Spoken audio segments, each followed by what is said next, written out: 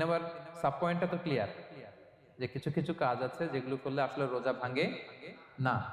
Things or actions that don't invalidate the fast, এটা আপনার রোজা ভাঙবে না। সেগুলো কি? এক নাম্বার হচ্ছে ভুল করে যদি কেউ খায়, যেটা আমাদের আগের পয়েন্টে আমি ক্লিয়ার করে দিয়েছি, অথবা জোর করে যদি কাউকে খাওয়ানো হয়, তার রোজা ভাঙবে না। এটা আপনারা ইতিমধ্যে জেনেছেন। একটা হাদিস শুনে সহিহ বুখারী, রাসূল সাল্লাল্লাহু আলাইহি ওয়াসাল্লাম বলেছেন, মান নাসিয়া ওয়া হুয়া সাইম ফাআকালা আও শারিবা, রোজা অবস্থায় কেউ যদি ভুল করে খেয়ে ফেলে, ফালিউতিম্মা সাওমা, সেজন্য তার রোজা পূর্ণ করে। তার রোজা ভেঙে গেছে মনে করে সেজন্য খাওয়া শুরু না করে, সেজন্য রোজা পূর্ণ করে। কারণ ফাইন্নামা আতআমাহুল্লাহু ওয়া সাকা, কারণ আল্লাহই তাকে খাইয়েছে, আল্লাহই তাকে পান করিয়েছে। কিন্তু ভুল করে খেয়ে ফেলছেন, এটা তো আপনার হাতে ছিল না। তাহলে ভুল করে খেলে তার রোজা ভাঙবে না, কাজা কাফারা কিছুই লাগবে না, just you continue you Siam. Okay.